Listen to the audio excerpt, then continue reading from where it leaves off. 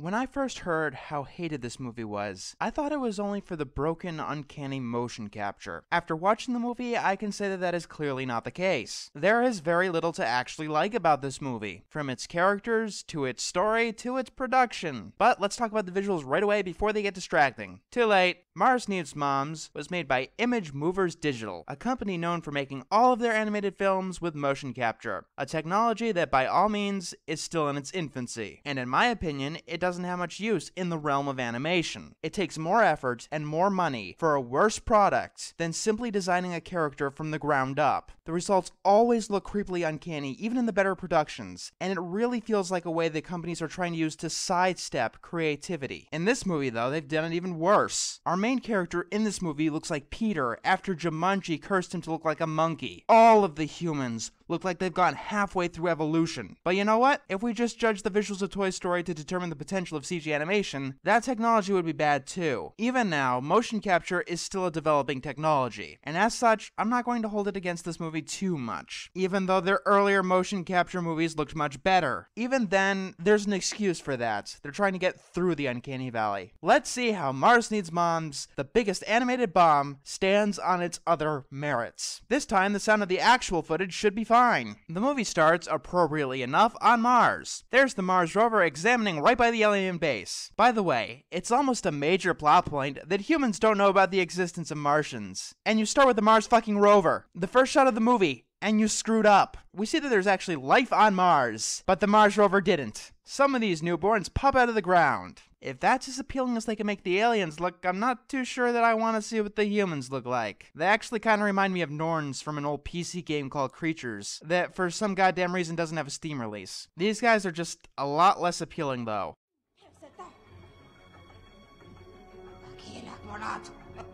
Okay, what the fuck? This is one of the most rookie mistakes that you can make. You start us off in an alien world with a language that literally no one can understand. You made it up, and you don't think to add in subtitles? Battlefield Earth had subtitles. Literally everything these aliens are saying is meaningless. I know that your main focus is your motion capture technology, but you can't just throw the story like that out completely. For some possibly explained reason, the aliens zoom in on Earth to a girl jumping around for ice cream. If her height is any indication next to her mother, she's probably in high school. She's also a spoiled brat. They come across some more mothers. And yes, it's important to the story that they're only interested in mothers, and we'll get to that later. Eventually, they come across one mother who has a son just as disobedient as the others. This is going to lead to a lot of confusion later on, but it might not do that if I could actually understand what the aliens are saying. Eventually, the kid does take out the trash, and the aliens love it, and they get all sinister. And as you might have guessed, this is going to lead to some morality problems down the road, and more plot confusion. This is going to be fun. We cut to our main characters. Our main character is named Milo. He gets a phone call from his overworking father. This is going to lead to many problems of various types down the road. Are you seeing a pattern here? Milo wants to go see a movie with his father, which unlike the big baseball event that's usually done with this cliche, going to the movies is easily reschedulable, and so this does not hold any weight of any kind. Also, the voice actors really don't match their age. You didn't eat your broccoli. Broccoli makes me barf. Besides, it looks like brains. It might be me, but Milo sounds way too young. And this is going to sound very mean, but the mother sounds too old. Either way, they're almost as distracting as the visuals. They clearly want to show off each and every little micro expression, but it's just too hard to look at. If you want to make a tech demo, make a tech demo, not a movie. Also, we learned that Milo is a pretty disobedient little asshole, and as you might have guessed, is going to bite this movie in the ass. A lot of things are going to bite this movie in the ass. It's almost like the beginning isn't tied to the rest of the movie at all. I thought I told you to go to bed. You didn't say get into bed. It's not specific. Milo, my life would be so much better if I didn't have to be a nagging mom. Oh, my life would be so much better if I didn't have a mom at all.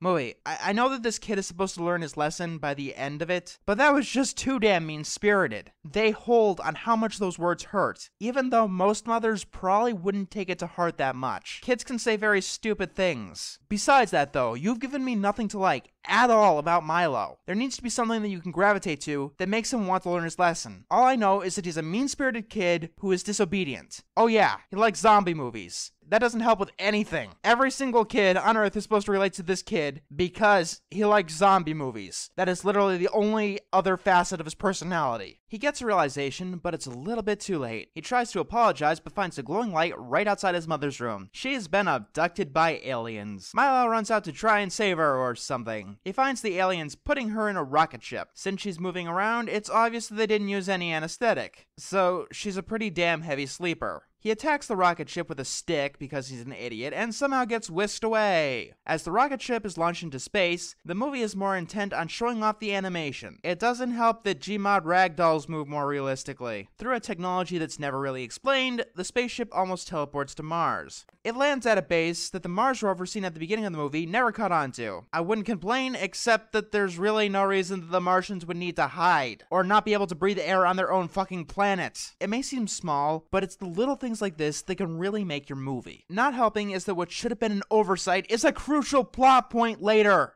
Outside, the Martian leader sees a colorful graffiti tag on a wall that was literally just underground, and gets angry about it. She talks to one of the aliens. I don't know her name because fuck subtitles, am I right? The aliens have found Milo and do something with him.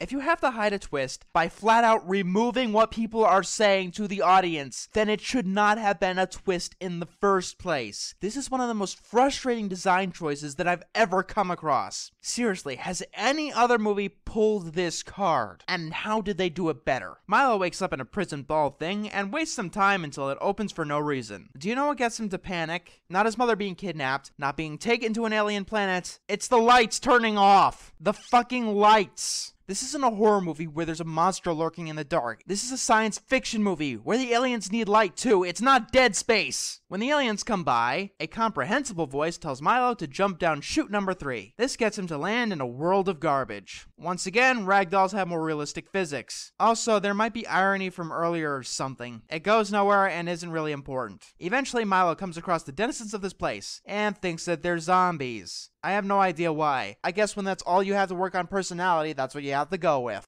I'm warning you. I know karate. Well, at least on the Wii. Because that doesn't date this movie at all. This scene is remarkably stupid. Mom, she's the one that feeds me. She washes my clothes. She washes my clothes. My mom, she vacuums the house. I love that all of the ways he describes his mother has to do with chores. How do you describe your mother? She makes me food, she washes my clothes, she vacuums. And he does this 3 times in the movie in the exact same way. He really does have a low opinion of his mother, doesn't he? Once again, the scene goes nowhere, and Milo gets tied up by a machine and flies to the base of an actually human-looking individual. Yeah, for some reason they managed to get this one model right, and not uncanny at all. But they couldn't do the same for a single other character. I don't know why or how that happened. His name is Gribble. He claims to be a part of Ronald Reagan's astronaut plan to stop communism or something. And because he's been here since the 80s, he talks with a lot of outdated slang and references. It's painful when writers do this by accident. So it's very painful when they do this on purpose, in an attempt to be endearing. Immediately, there's an earthquake that isn't explained, and then Gribble shows Milo his room. Character development is not an excuse to stop the plot. Milo's mother is in danger. You have better things to do than shoot the breeze. Gribble gives Milo a belt that will center his gravity, or just make him heavier because Mars. Then Gribble does something actually useful. He gives Milo a translator. I'm sorry, but 20 minutes in is still too late if you had plot-relevant dialogue that no one can understand. Gribble tells Milo that he's in a terrible movie and it's best to just give up everything right now, until Milo sees his mother on a television screen. Gribble immediately tries hiding this from him because the Martians are gonna kill his mom. Milo's a bit slow to the punch though, so he won't realize this until about 15 minutes in. Instead, Milo stops Gribble from being incompetent and useless and gets him to tell him the Martians' plan. Fact is, Mars needs moms.